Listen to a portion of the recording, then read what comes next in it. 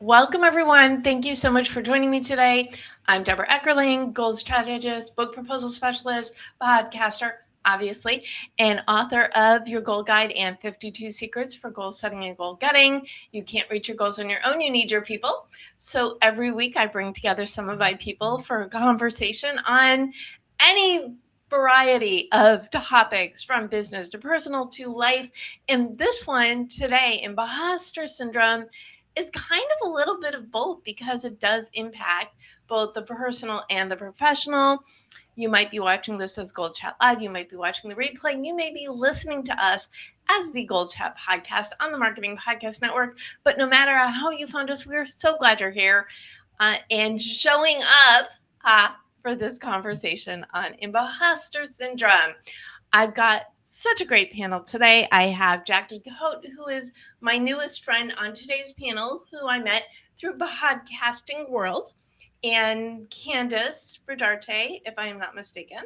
Yes, maybe Candace Jack. It was that whole thing. Just smile and nod. Yes, absolutely. We also have MJ Fievre, and MJ I have known for ages, and she actually spilled a secret in 52 Secrets for Goal Setting and Goal Getting. And also Leslie Marsh, my dear friend, who I met through a completely different networking world, like early pandemic. And we've been friends ever since. And she is Zooming from Scotland, where it is midnight. It is 4 p.m. Pacific. Where I am in Los Angeles. And MJ is Eastern because you're in Florida. It's 7. Right? Yes. And Jackie, you're like between here and there, right? Yeah, Colorado Mountain Time. Okay, so we've got 4 different time zones. I don't know why that amuses me as much as it's supposed to, but the entire point being, which has nothing to do with time, except for the fact that, as I said before, unless it's on purpose, my guests don't know each other. And this is one of those instances where I know cool people from different parts of my life, and they were just perfect for the topic. So here I am bringing them together. But other than the fact that they are awesome, you probably know very little. So let's fix that. I would love for my guests to introduce themselves. So please share who you are and why you're so excited to talk about this topic. Jackie?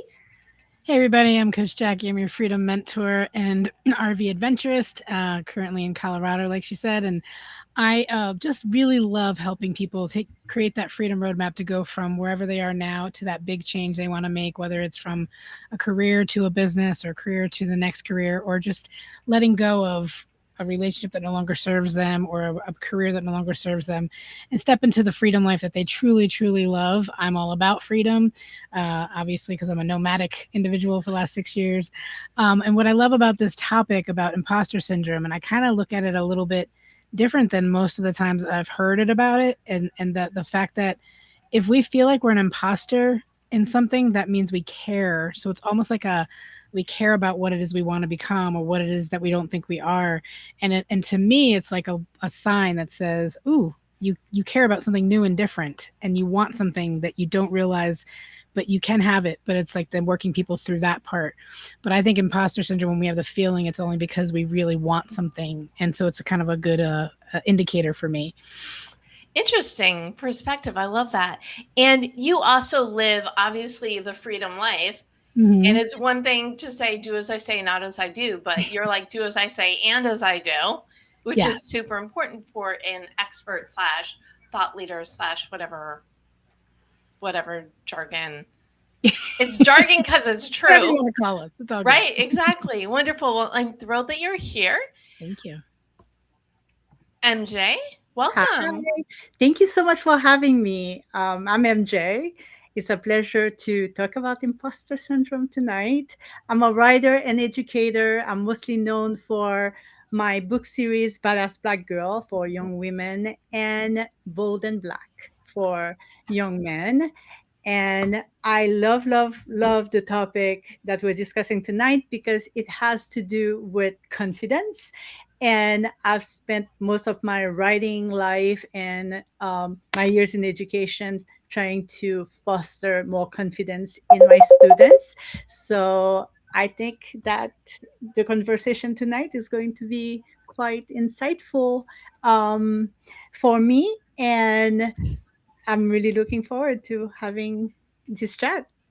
Well, and anybody who's got badass in the title of what they represent, I mean, obviously, that really is all about owning who you are and what you're bringing out to the world. So great to have you here.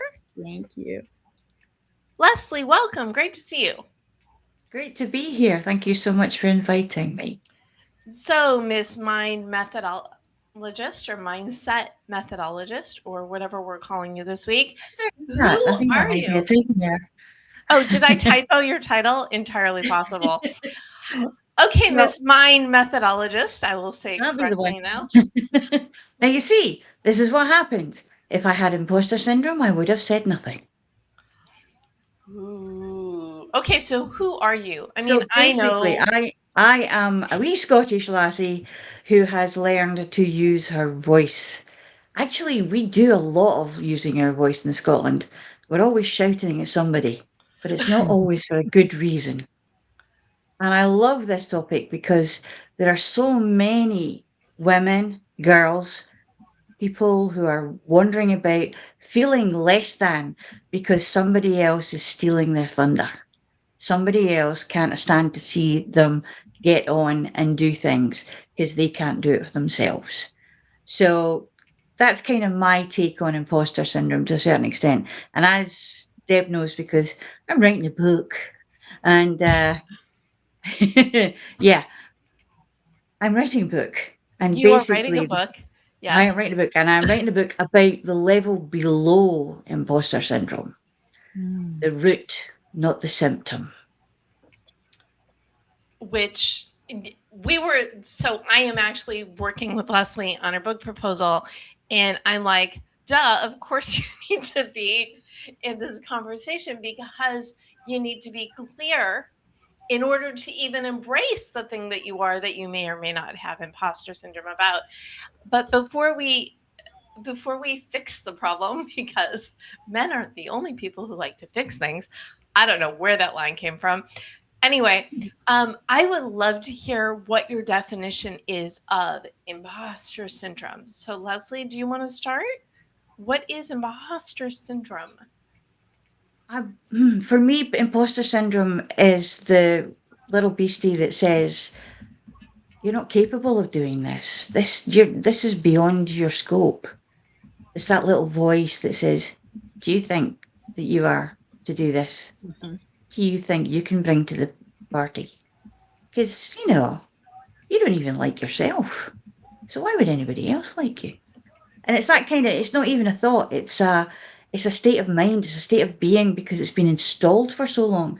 So it's an incapability idea. I don't like Whereas that. I That's don't not like it good. Let's either. No, I- and actually, I'm going to go because I know from her intro, Jackie's got a little different take. So I'm going to go to MJ next, yeah. and then we'll let Jackie do like the swerve. MJ, what is your definition of imposter syndrome? I also think about it as a voice, an inner voice. Mhm. It's that part of yourself that thinks that you're not good enough, that you have not earned your place at the table. And sometimes I feel like it might be helpful in many ways because it makes you stop and reconsider why you're thinking that way and what the implications are going to be.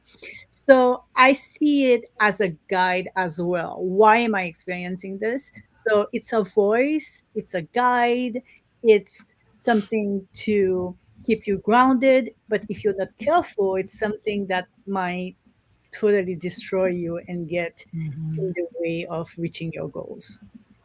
Yeah, we don't want that destroying you. We want you to, I'm not going to say befriend the beast, even though you totally need to, but I totally get it. It can be like a litmus test for you to ask questions, but I think the biggest challenge is the people who aren't who have it, which by the way I do not get, and we will talk about that as well. Jackie, what is your definition? So imposter syndrome to me is it's a protective mechanism that really gives a warning sign for how I look at it now. Now, whether I looked at it like years ago like this, probably not, but it's a protective mechanism that is like reflecting all the stories and the things that we think about ourselves or carry from previous experiences, childhood, whatever it is throughout our lives. And that is all culminated into it's trying to protect you from doing something that you're going to get hurt or disappointed or lose or fail at. So it's like, ooh, you don't want to do that. Like, you can't do that. You just everything that the lady said already. And by what I now look at it as is that it's like a warning sign for me that goes, hold on, reflect. Why do you feel that way? What is the story you're telling yourself? And what is the true story? What really is true? Because it's just a story we're telling ourselves that is not if I can prove it to 99% absolute certainty that story is true, then okay, but 99% of the time you can't, and there's something else that gets to be true. So that's how I look at imposter syndrome. It warns me to take a look.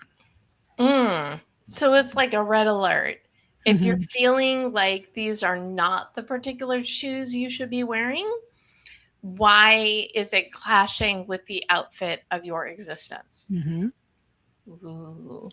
Fashion analogies. I usually do food. Please continue. Well, I was just gonna say that's excellent because if you think about it, sometimes imposter syndrome is actually warning us that it's not aligned with us. Like if you think about it, it's something that what if it's not aligned with us and we're like, well, I should be doing that. I should be the doctor like they told me I should be. I should be, but I don't think I can. Well, then maybe it's warning you because it's not aligned with you and you're supposed to be an artist instead of a doctor. Or you're supposed to be this instead of that. But your parents told you need to be this, Okay, so I like this path we're going down. How do you know if it's fear or if it's something you should be turning away from? What is that litmus test? How do you actually know? That's such a great question because when you think about it, it's kind of a spectrum, right? You have the extreme where you're good at something, but you're hunted by the thought that you're not. And there's also the other side where maybe something needs to change. Maybe you are feeling inadequate because there are inadequacies that you need to address. So it's a lot to think about. I was thinking about when you were talking about the fashion analogy. First picture that came into my head was a little girl dressing up in her mum's big shoes. In the old days, it was stilettos with high heels, and trying to clump along, and everybody just looking and laughing and saying, "Oh, look at you trying to be grown up." And that's kind of where it begins because little ears are very, very open and they take things on very quickly. And I think that it's how it's presented in the beginning.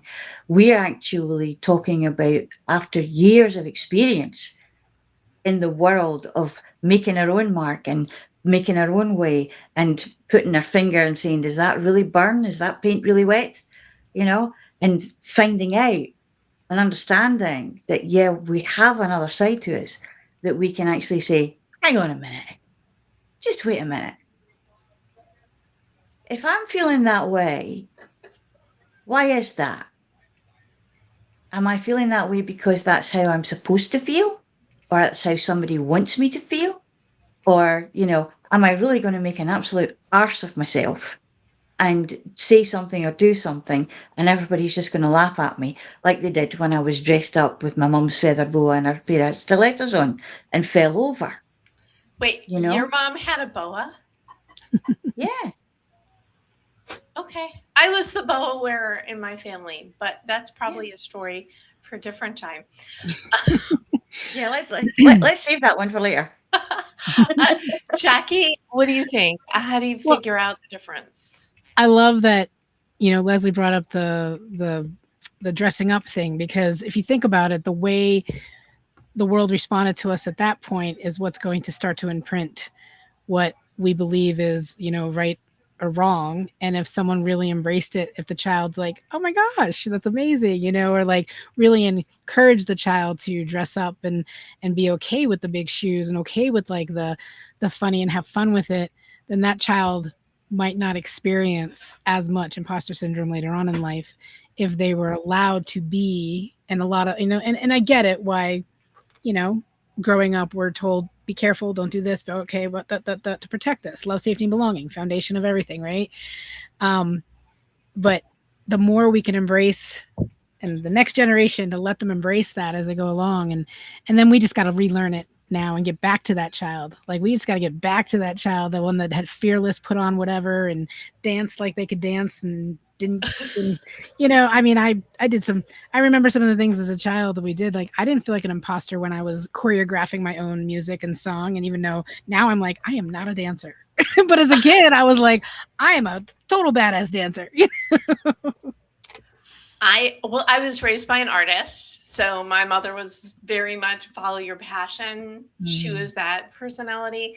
So with these theories, then it totally explains a lot about who I am, and the fact that, you know, I love, and I'm a Leo, but I love the stage. I love having these conversations, but we are the main character of our own life. And I think that that's the difference between if we were to psychoanalyze someone who does versus someone who does not have imposter syndrome, is really the person who's like, okay, I'm the main character. Maybe the people who've got these syndrome, air quotes, even though, as Leslie was saying in the pre-chat, it's not actually syndrome, but the difference between people who know who they are and the people that are like still dipping their toe in, right? Center stage main character versus, you know, the supporting character, you know, the Joker, the whatever movie trope you want. Which are you? But even the comic relief is the main character in their life, right?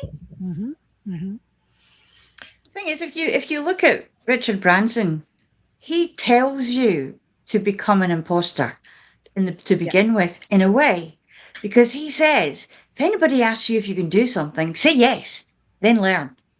Yes. Learn on the Except job. for singing. I don't think that's something that. Oh, well, I have a friend who says that every single person in the world can sing. They have their own song, they have their own voice, and they could all be allowed to sing, to use that voice. And I get that. It doesn't matter if you're totally off tune or you're just, you know, have no idea what's going on and you sound like the back end of a pub at closing time. You know, it's, you know, all by yourself. But it's one of those things that it's the joy of the action, it's the joy of being part of something. I mean, if you've sat in a karaoke bar and, you know, and listened, there are some people who have no idea they can't sing, but they're enjoying themselves. Yeah. You know. Can I comment to the Richard Branson thing that you just said that I love? Yeah. You said that because we talk about in manifestation and future like forecasting and vision boards, like it's act as if, right? And if imposter syndrome, if we don't act as if, then we're going to feel that like, so I love that you said that, because we should stand in what it is that we desire. That's how we create it. That's how our future becomes what it is. And that's how we got to where we are today. Because at some point we've thought or, you know, imagined what we are doing today. And so I think it's so important. I love that you shared that. Thank you, Leslie, because it's crazy that if we don't give ourselves the opportunity to think, and I think imposter syndrome sometimes is mistaken for like, if you don't think you can do something, start to think that you can, and then boom, you can do it. We don't gain confidence from sitting here thinking about it. We gain confidence from doing it. And so the thing that we have to be aware of is who's watching and who's making comment when we're doing it, and if we're failing, and who's lifting us up, and who's saying, yeah, you fell on your arse this time, but see, next time you'll know not to do it that way, and you'll do it some other way. And then you've got the other ones. I feel very strongly that the other ones are people whose imposter syndrome took over, who the phenomenon actually took. The mask they can't get off. It's like Stanley Ipkiss trying to take the green mask off and he can't quite get it, you know, and the whole thing. because it's where you get stuck in that persona of, I can't do that. Why would I want to do that? That's hard. Because somebody told them that they couldn't. Somebody told them. We're not born with the idea that we're less than. Mm-mm. We're not born with that idea. It's a belief. It's belief in values that we are given, that we inherit. But unfortunately, what we're not taking into consideration is the resources evolve with the Mhm. generations. So what was okay in Granny and Granda's generation to say, oh no, you don't want to be doing that. No, no, you can't do that. No, girls don't do that. Girls sit there nicely and then they go and get married and have babies. And then that's their life for the rest of the time. No, no, no. This is so not the case now. This is going back to almost back to the time of Boudica, when she was out there fighting beside her husband and giving the Romans what for, you know, because she believed she could. And she taught her daughters that. And they did share land and they could divorce their husbands if they were useless, you know, until the Romans poked their nose in and decided to change everything around. So we kind of lost it. It is there somewhere deep in our DNA. It's there. And occasionally it'll pop out and say, hey, you can do this. Just go ahead. Give it a shot. Don't bother about anybody else. Go for it. So Yeah. it's actually like the opposite, counterintuitive, is that it's I was going to ask what causes imposter syndrome, and you kind of answered it's a little ancestral, it's a little upbringing, it's a little whatever. But if you go back even further ancestrally, they were anti-imposter syndrome. So now I'm just confused. Ish. What do you think, Jackie, causes imposter syndrome? A lot of what we've already said when it comes down to how did someone react or respond to you, and like when as you were growing up, what were the stories people said? And I think a lot of it comes down to love, safety, and belonging to keep us safe. And the people who had to do that for us in our lives only knew what they knew and how to operate from what they knew. So if, it was, the you want to go outside and play in the rain, it's like, oh no, you're going to get sick. You might get a cold. And so from that point on, you didn't risk going out. You learned that it was dangerous to go out and not be fully dressed and covered in umbrella. And I'm like the one who wants to go out and play in the rain and splash in the puddles. And so I think it's just built from experiences and over time. And to the point, like Leslie, it's like there is something inside of us. And I'd want to hear from what MJ has to say, because I think there's something inside of us that switches at some point and realizes for age 40 for me, I'm 52 now, 50, oh my gosh, 54. Listen to me saying, forget how old I am. It's all a number. But I remember at 40 being like, I don't care anymore. Like, I don't care about the stories. I don't care about what people have to say. Like, I'm just going to do my thing, and they like me or don't, and that's it. And there was just something that clicked. And since then, I'm like, whatever. I love the 40s, yes, because that's the point where you're like, I don't care anymore. That perpetuation of fear just stops, because that's partly where it comes from, right? It's like the people reacting to you. I'm thinking back about that little girl trying on those clothes and people criticizing. It's like they're perpetuating their own fear of being not silly, as inadequate. And at some point you need to put your foot down and say, I'm not doing this anymore. One thing that I do a lot in terms of practice, and I think it's really helped me reach the point where I don't care what people think, is what is the worst that can happen? And when you are in a situation where you're doubting yourself, you don't know if you want to go on stage because you don't feel that you belong among the other experts on stage, or you feel like your report to your boss is going to be terrible because uh, they should even have given you the job that you have. All those moments in your life where you're questioning how adequate you are, think about it. What is the worst that could happen? And visualize it. And you will realize that it's not even as bad as you think it might be. And the second thing I think about is that no matter what happens today, I'm still going to wake up tomorrow and life is going to continue. And at some point, that fear that I have is going to be nothing but a memory. Um, Mhm. I mean, I'm in my 40s now. When I'm in my 60s, who's gonna care about that fear I had to get on a stage to talk to an audience? Nobody is gonna be like 20 years later. So, what is the worst that could happen? And is your future self going to even care? So I have to ask Leslie, at what decade did you stop caring what people think? Oh, probably around about 1965. Which I no, I cared. meant what I decade cared. of your age? Yeah. Well, I was born in 59, Oh, so so you weren't even 10. I wasn't even 10. I love it. This was when I found my little maverick self, Mm-hmm. and I understood that basically there were times when it would be painful, but pain passed. Mhm. We had a lot of physical pain when we were naughty children.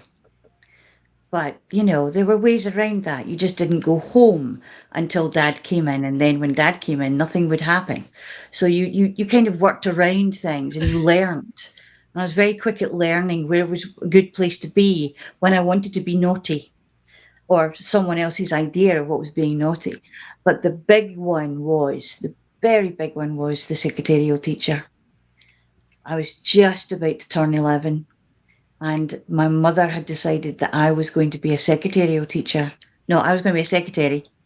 And basically, because secretaries, clean job, good job. And all you had to do was stay there in the typing pool or as a personal assistant secretary person until some man came and rescued you from the typing pool and then married you and gave you babies to play with for the rest of your life, that you couldn't even use the typewriter because you had too many fingers and too many bottles and nappies and goodness knows what else was going on. And I was sitting there and I realized at that point, I don't want to be sitting here in this classroom. I don't like this. And I remember it really, really well because it was one of those pivotal moments. And I tore that paper out of that machine and I rolled it back in again, a new one, and started writing a letter to the local zoo, the guy at the local zoo. And the lights went out, the sound went off. It was like the sun had stopped shining. And I suddenly realized that Genghis Khan in drag was standing behind me in a very bad mood, with talons on her fingers as she swooped across my shoulders and pulled the paper out, turned round on her heel, and walked out.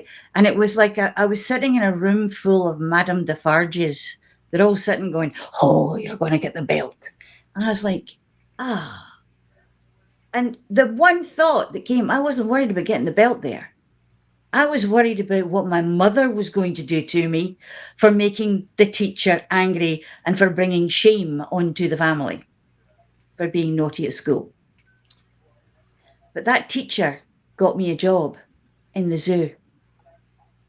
And nobody knew what I knew about her because she told me. She said, when I was your age, I wanted to work with animals and they wouldn't let me. And that to me was, oh, so sometimes when you take a risk, it pays off because you're going to hit something. It's going to land with somebody and you're going to be able to do something that you want to do. Well, that wow. Well, I know the story, but every time I hear it, it's still like wow. And I think a solution for imposter syndrome is to have people advocating for you, because yes, you need to do it for yourself, but that glimmer of someone else smiling and nodding at you can do, or growling and nodding at you in the case of Leslie's teacher, can make the world of difference. So MJ or Jackie, did you have one of those aha, this is what I was meant to do moments? I would say so. I grew up without like really parental supervision. My mom passed when I was 5, and my dad ran a construction company, and I was the baby of a bunch of kids that were already older. And so I didn't have anything really to compare or imposter to per se. So I just kind of like created my own way of being until I got into I was my dad got remarried and we moved into where my stepmom we were going to move into her house into another area, and it was a school system that was known for lots of money and high prestige and like this. I just it was the first time I went, oof, like will I belong or will I be accepted or this and that, because the last school I was at, I just kind of kept quiet and did my thing and just, you know, had a small group of Below the friends. radar. Yeah, exactly. Because I didn't know any different. So I remember this aha moment I had. It was my sophomore year, and that's was I was moving into that new school, and I remember going, "Well, they don't know me. They don't know anything about me. I'm brand new, so I'm just going to talk to everybody and see what happens." And I was real shy before this. Yes, shy. Now that I'm speaking on things and stages and podcasts, and I laugh when I say I was shy, but I walked in and I just turned and talked to everybody, and like the whether they're going to accept me or not like wasn't even part of the thought pattern. It was like I'm just going to be me and go in. And I have no idea how I came up with that thought in my sophomore year of high school. Like I have no idea. I just remember the moment, and literally everybody was super kind, super nice, and we all became friends, and like it worked out exactly the way I thought it was going to when I had it in my mind what I Mhm. believed it was going to be. And then I went in, and it was like I was social and talkative and on the homecoming thing and all sorts of stuff for those last 3 years of my high school career. But it was something clicked, an inner knowing. And now I understand it's inner knowing. Back then, I have no idea.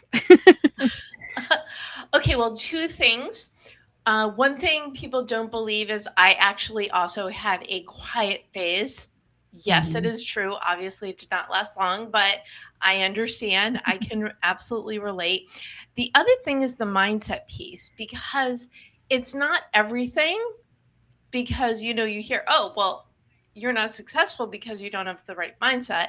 Mindset is part of it, but it is not all of the things, right? Mhm. But deciding who you are and to be the person that you know you can be is a huge step one, and we're not even at step one.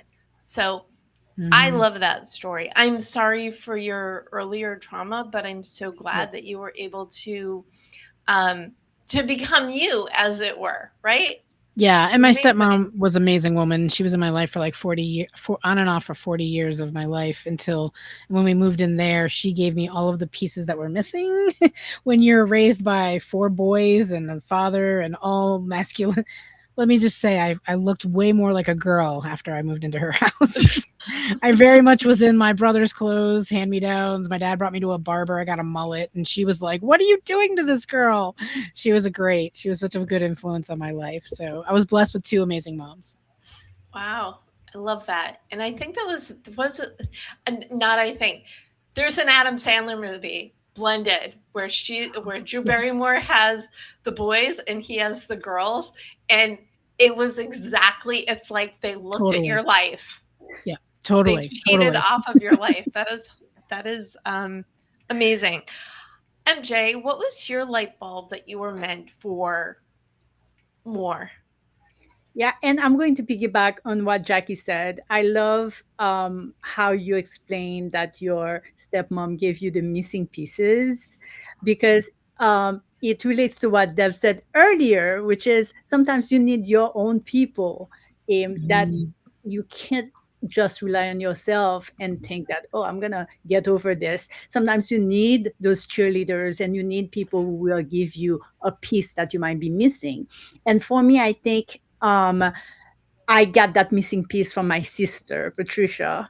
I have 3 sisters, and it was so difficult to be the youngest because we all went to the same school and they had a reputation at the school. They were super smart and always um, at the top of their classes. And I had those big shoes to fill in.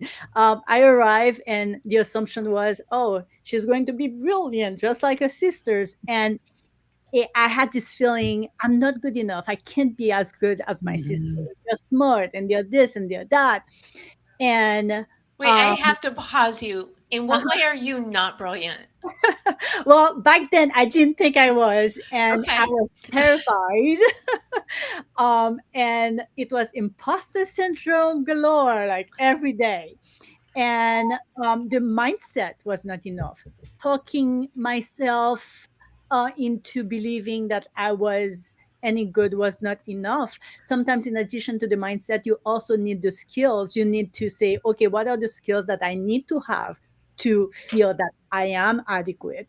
And I remember one time struggling with geography because spatial things and me, we don't get along. And I was struggling with a map of the world, and I was supposed to have this big geopolitical exam. And my sister sat me down and told me the strategies she used in geography, how she remembered maps, and how she connected maps in her head with history and uh, relationships between countries. She taught me a skill, and I felt so confident that next day going into that room. And it stayed with me for a lifetime that sometimes all you need is the skill so that you can build your confidence. So I needed the mindset, and she helped me with the mindset too. But the skill was very important. She gave me that missing piece that I didn't have, that awareness that sometimes you can get better at something if you learn the skill. I think basically what you were saying earlier on as well, though, was one of the underlying foundations of imposter syndrome is expectations, others' expectations. That actually, when we are children and we want to be, you know, there, we want to be in the room with them, we live down to them because we learn what expectations are going to be for us. And it's only when we kind of take a step back and we get a little bit older or we get a little bit cheeky that we can say, what are my expectations? Mhm. Do I have to use these? Is this all there is? Or can I make a bigger one? Can I go there? Mhm. And it just, but it's so many of us don't do that. We don't realize that that's what we're working with. Well, I love in particular, well, all of your stories, but in particular, the fact that MJ started answering the next question before I even asked it, which is how do you move beyond imposter syndrome? I also want to think we are live, so we do have a few people interacting in real time. So I just want to say a quick hello to Meryl and Hamilton and Leanne and anybody else who is watching whose name scrolled too fast for me to catch. And if you've got, a secret idea or solution for overcoming imposter syndrome, feel free to put it in the comments, or if you've got a question for my wonderful panel. But in the meantime, we will go with a question in hand, which is how do you move beyond imposter syndrome? So, MJ, beyond having the skills, did you have something to add? Oh yeah, absolutely. I mean, um, talking to people help, because for a long time I thought that, well, first I didn't know that there was such a thing as imposter syndrome. Growing up, I had never heard the term. It was way later in life that I learned that there's actually a term to describe what I feel from time to time. But talking to other people and realizing that I wasn't alone in feeling this way really helped me overcome it, because it's so easy to feel like you're alone in this feeling that the well, speak about main character of your story, that the world is all about you and you're the only one experiencing this great pain in your story.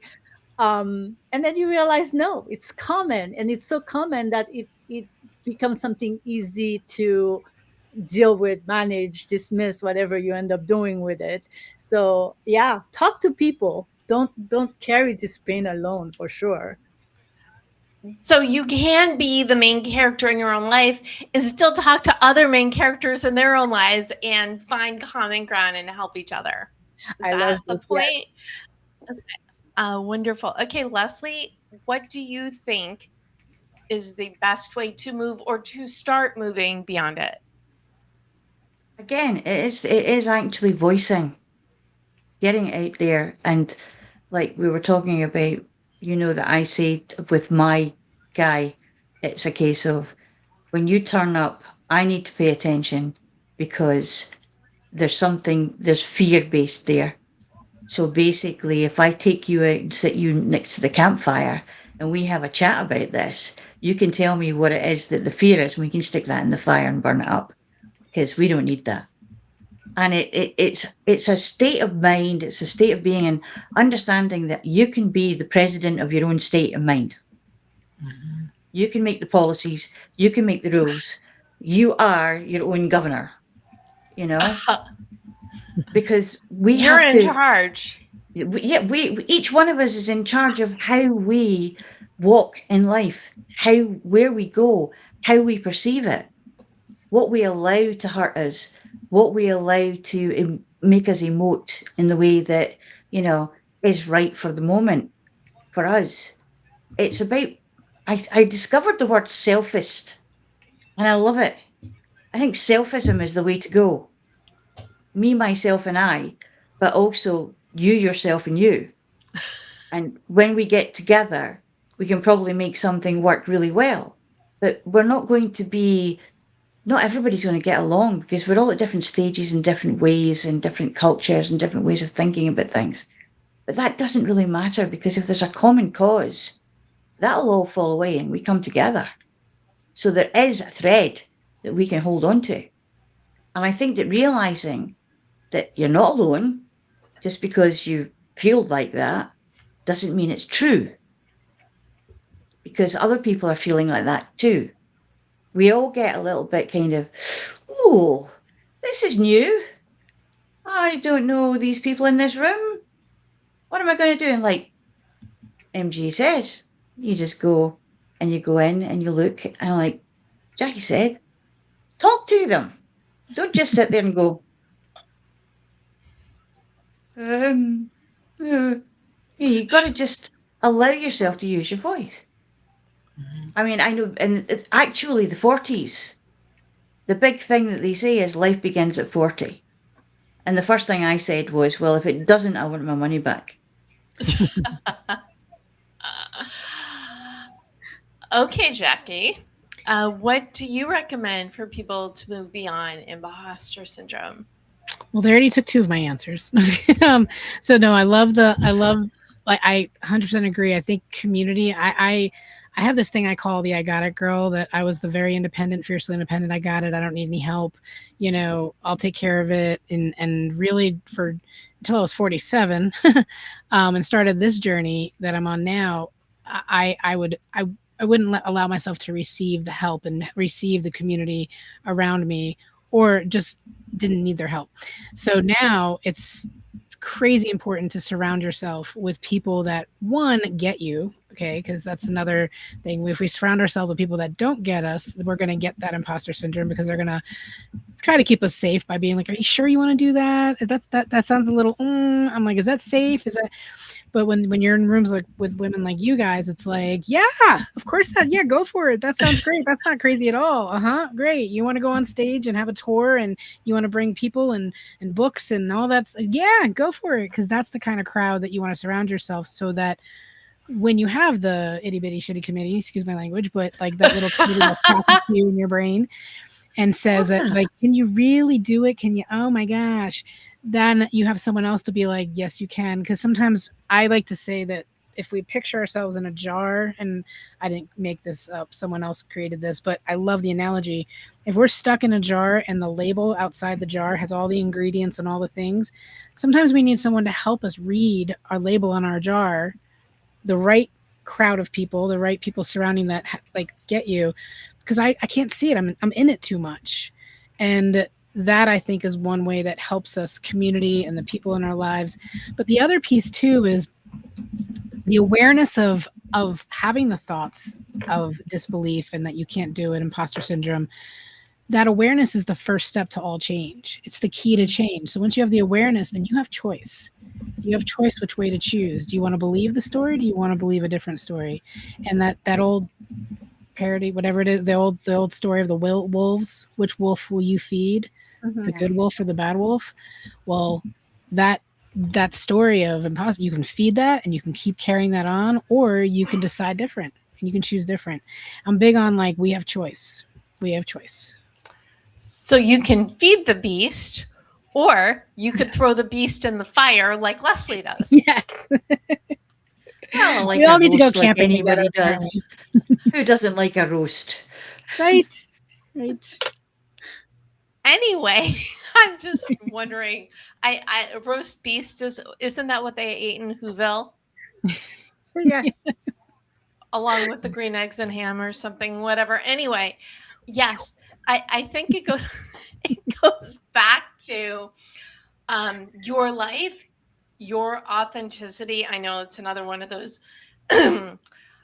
Authenticity is another one of those jargony buzzwords that is in the word is in the definition, which is the opposite of how you're supposed to do the definitions, but it's when you know who you are or have people to read the label. I love that.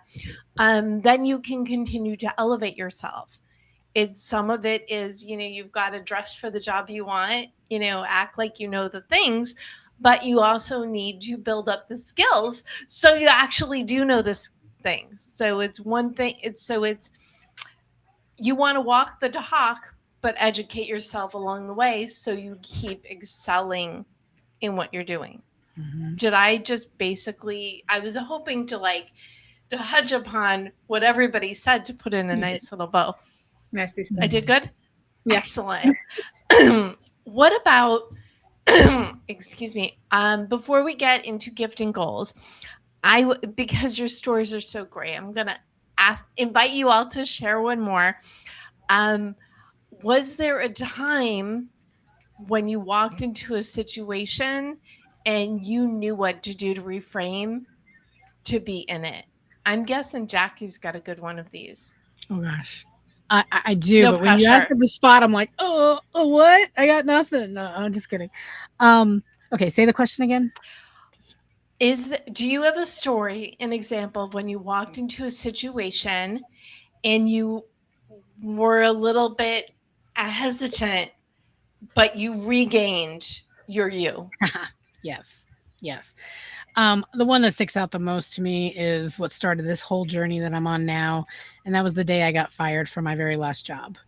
And my intuition on that Friday when I left, and I had over the weekend, there was something I kept telling my husband now, but boyfriend at the time, was like, something's not right. Something feels different. And then when I went in on Monday morning after driving an hour and a half commute into the job, they let me go. Within 30 minutes, I was packing my stuff. I felt like a criminal. Like, you can't say bye to anybody. You just got to give us your stuff. And I could have been a very, very stressful, oh my gosh, I just lost my job, my benefits, everything. When I walked down those stairs and started walking to the car, I felt so free. Like, my shoulders, where normally is where I wear all my tension, my shoulders were like relaxed. And I was like, that's weird. And then I just, like, within like minutes, I was like, oh, you're free. And I had just kind of, and to the credit of the fact 2 months earlier, I just met the whole coaching industry. I just learned that about what I could do and build my business and take all my skills and talents and create this thing called coaching. And I knew nothing about coaching before that.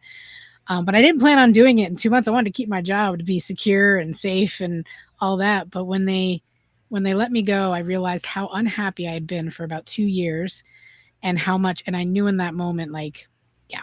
Now, I will say, again, to that itty bitty committee, that was definitely in my head for days after that day where I was like, ooh, should I apply for jobs? Should I do this? Should I do that?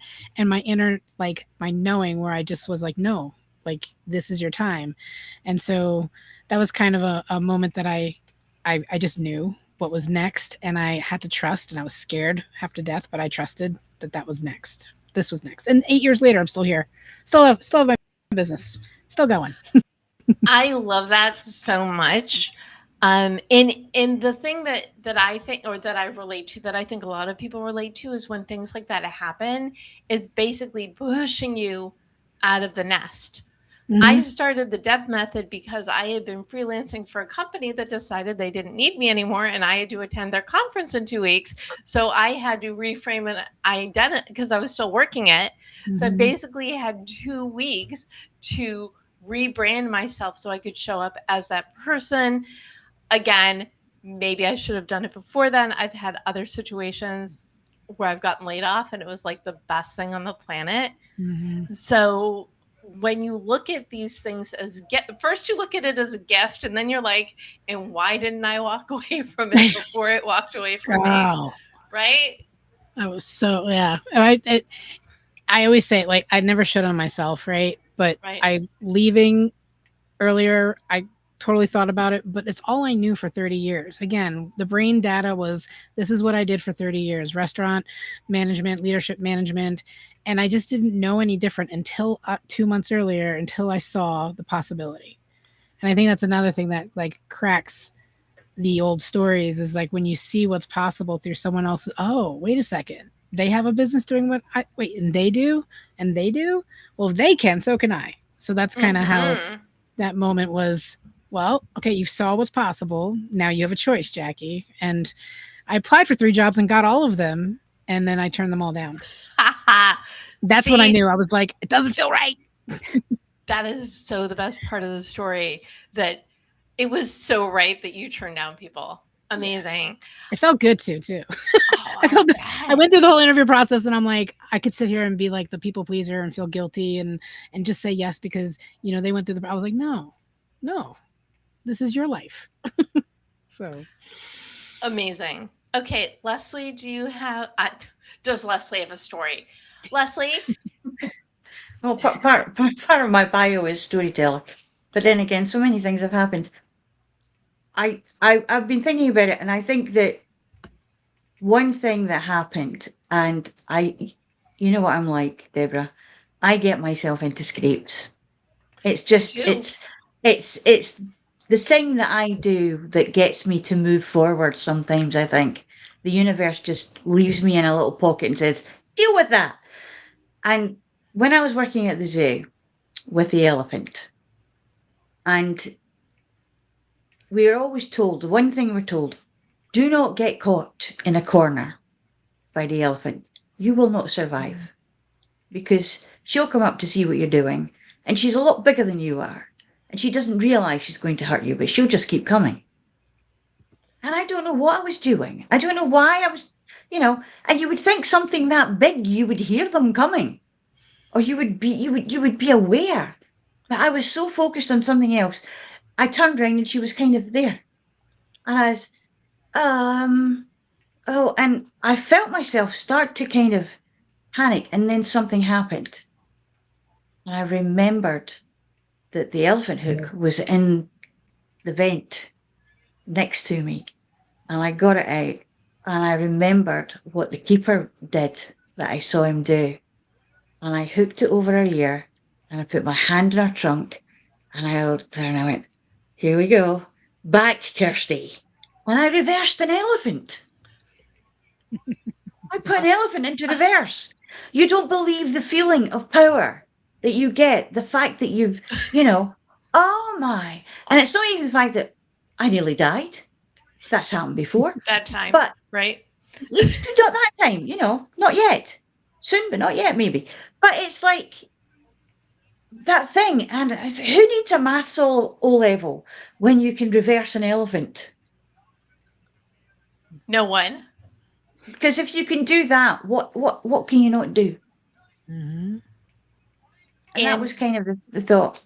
And for people trying to relate, maybe it's not an actual elephant, Mm-hmm. but I Oh, am but certain we've all been in situations. I once, this was years ago when I was practicing Aikido. I once had this woman yelling at me in my alley for no reason, and my Aikido training kicked in, and I said, "Can I say something?" And she said, "What?" I said, "I am so sorry. Are you okay? I didn't really mean to aggravate the situation. And I swear, I don't remember if she cried, but she softened immediately. She went from clenched to feeling seen. Mhm. And I'm, I hadn't thought about that story until you mentioned the elephant in years. Um, MJ, But do you have an there's elephant story? there's the thing that we say, isn't there, about the elephant in the room. Right? Right. Let's let's talk about the elephant in the room, and it really is a bit like reversing Mm-hmm. the situation. Well, MJ. when we started the conversation, I described imposter syndrome as a guide, and I think Jackie described it as kind of a warning bell. I think a big moment for me was realizing that your feelings, what you experience might not be valid, and you don't have to act on what you feel. And Mhm. I think it was very helpful in dealing with imposter syndrome. And the story that I have is me on a Saturday morning. My mom was getting the house ready because we were going to have that huge family dinner. Every year we had um, dozens of people come to our house, and she had this big dinner, always January 2nd, to celebrate the holidays and gather everyone. And she woke up so early cleaning the house, and I was helping. And I remember at some point she said breakfast was ready, and it was my favorite. It was banana porridge. So I'm rushing down the stairs, and I hit my foot at a corner, Mm. and blood exploded. And I'm aware that I'm in a lot of pain, but at the same time, I'm thinking, my mom is going to kill me because she's been cleaning all day and there's blood all over the place. And it really dawned on me that I'm feeling the pain, but I'm so preoccupied with um, not being on the bad side of my mom that day that I was able to put the pain away, clean up. And it wasn't until I was done cleaning up that I realized that my nail was gone. Like, it was a bloody mess. It was a very painful hit. And it got me thinking about physical pain, but also mental pain. We think that if we experience anger, we have to lash out. We think that if we experience pain, we have to be miserable. But sometimes you can acknowledge the existence of a feeling without acting on it. And it got me thinking about all those feelings that tend to overcome us and make us behave in ways that are not in uh, that are not positive for us moving forward. And imposter syndrome is just that. It's a feeling. You feel inadequate doesn't mean that you are, doesn't mean that you have to act like you are. You just need to stop, acknowledge it, and then move forward in the best Mhm. way possible. So yeah, that's my story. Very bloody. Wow. But such a good analogy, right? We Mhm. don't have to, and especially if you're in like a fight or flight mode, if you hit the pause button, if you take a second, if you reframe, and most of us are really good in emergencies. But when it's not an emergency, this is why I love this point. Even if it's not an emergency, you can still deal with things later and maintain whatever disposition you have to move forward anyway. Yeah. So, you were okay? I was okay. The nail never quite grew normally, but I was okay. Excellent. Did your mom experience any of it? Like, did she come around, or did you clean it all up before she even knew? She definitely helped me take care of the wound, and there was some alcohol involved that she was pouring on it, and it was a whole mess. So, but A at the moment you'll end, never forget. it was a wonderful dinner come evening. So we did fine. And you lived to tell the tale. This has been such a fun and enlightening conversation. I thank you all for sharing such beautiful personal stories. And now I would like to invite you all to gift a goal to the audience. So, what is one thing that they can do today, tomorrow, immediately to either combat imposter syndrome, step into more of themselves, deal with all of the feelings? MJ, do you want to go first? Sure. I mean, ask yourself what is one skill that you might benefit from that will make you feel better about yourself. And then learn it. Yes, yes.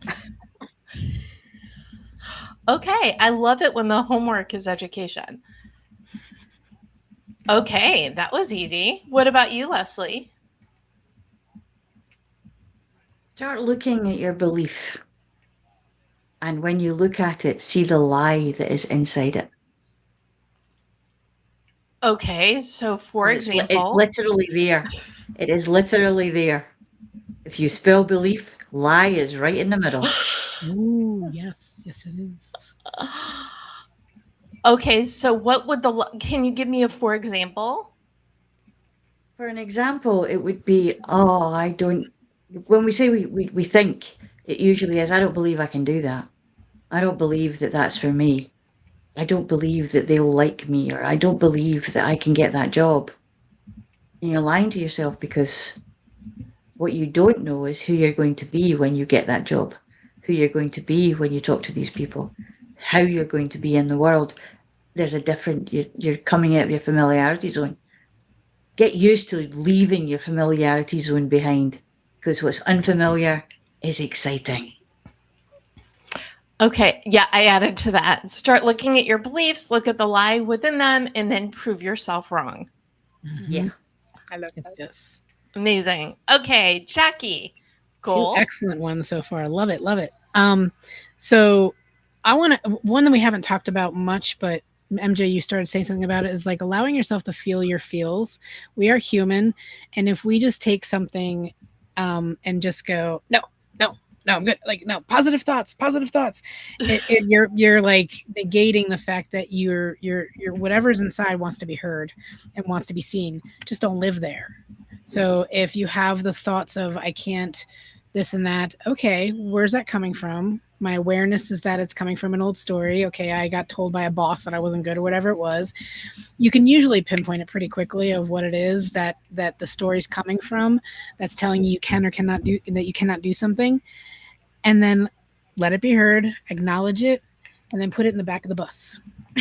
And choose who's going to drive the bus moving forward. I always like to use the bus analogy because like you're the character of the story. You are the driver of your bus, and all these little like stories and voices are sitting back there.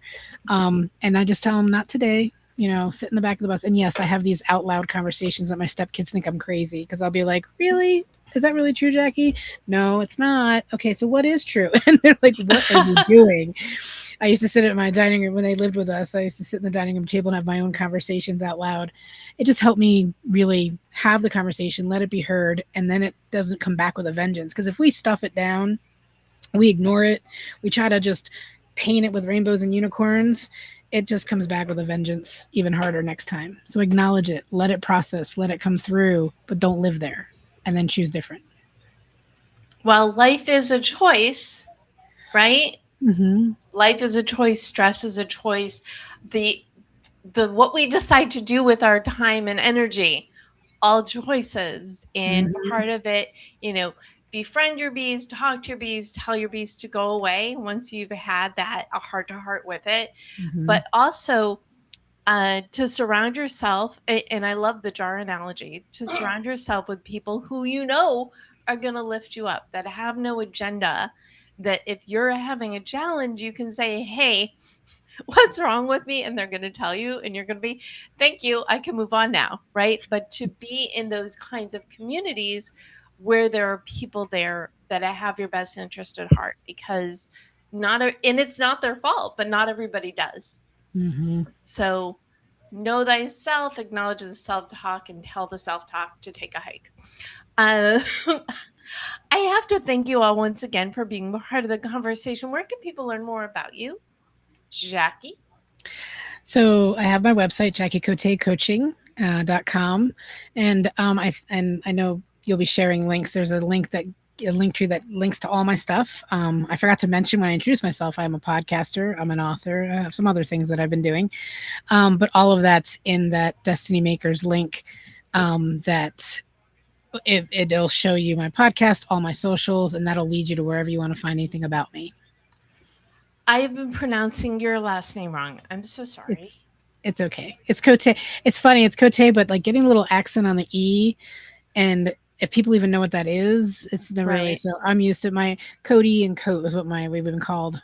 So- Okay, Jackie Cote. and I take accountability for not letting you know that. So- We're such a friendly bunch here. I mispronounced worse, believe me, much worse. MJ, whose last name I will not even attempt to mingle again. Where can people learn more about you? You can learn more about me by visiting my website, badassblackgirlbooks.com. And if you hang out on Facebook, I'm on Facebook too. You can find me under MJ Fievre. And it's spelled right here under the video. So come say hi.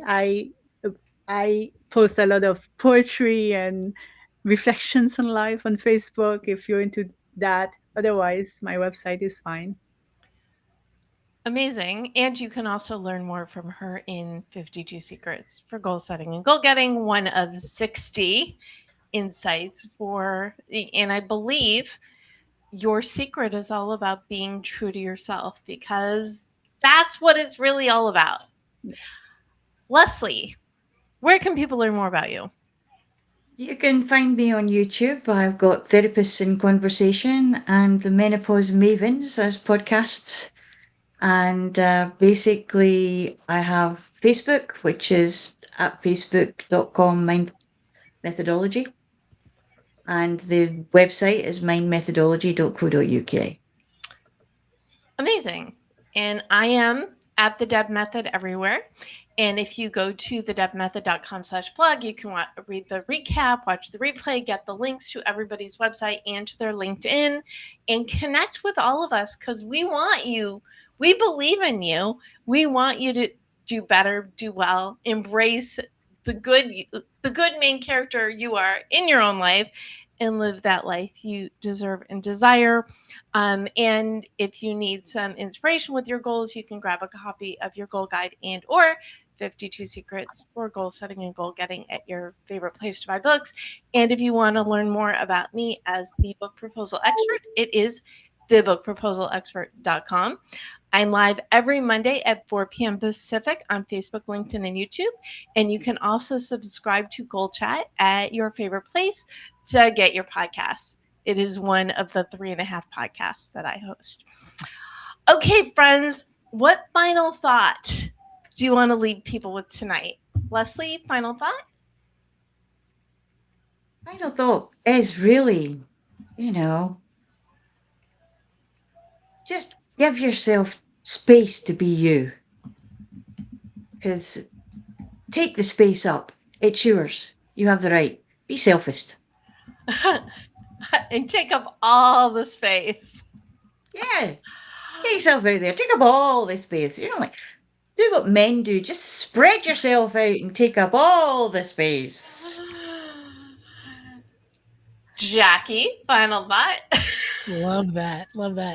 I would say it's never too late, and like you, no matter. I mean, we have so much that we can still accomplish in life. Like, don't think like, oh, this is okay. Now I'm this is what I've chosen to do. Well, no, there's more you can pursue and more possible. But that comes with you awakening inside what it is that's been dying to come out and play, empowering her and owning her fully and unapologetically in the world, her or him. Sorry. There's more than just, but own it fully and allow yourself to go for that scary next thing or whatever it is, because that imposter syndrome is just kind of keep you safe and let it go and go for it. And You worked the same job for 30 years, which in our generation, No, it's not the pretty same much, job. well, the same industry. Industry, yes, because I've had like 7 different companies. Yes, but you basically did the same, you did very similar Yes. things for 30 years. Yes, That absolutely. that's not common for Generation Xer. We do all of the things all of the time. Right. So it as you were I love that you were awakened to be fully you. Thank you. Is my And I'm point. so glad.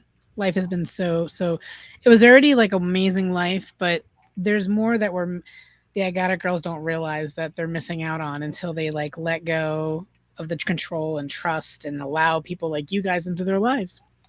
So MJ, you get the final thought. Yeah, I'm gonna go back to this idea of being the main character of your story, and you're also the architect of that story. So you get to reinvent yourself every day if you want to. So go for it. If there's something that needs changing, you have the power to change it, and go ahead. You know, two of you said go for it, and those who watch my show know that that is the way that I wrap up, which is just beyond amazing. And it's true. It's your life, your choice. And I love goals, clearly. Like I said, I do GoalChat. I've written 2 books on the topic, but I feel like goals are magic because they lead you, they give you the opportunity to ask yourself, you know, what life do I want? What foundation do I need to create to get where I want to go? And it's like everybody said, you know, it is your life. You can change it, you can own it, you can love it. That is what you get to do. So, thank you, my wonderful guests, Jackie, MJ, and Leslie. Thank you for tuning in and reclaiming your life. Go on out there, go for it, because we know you can do it.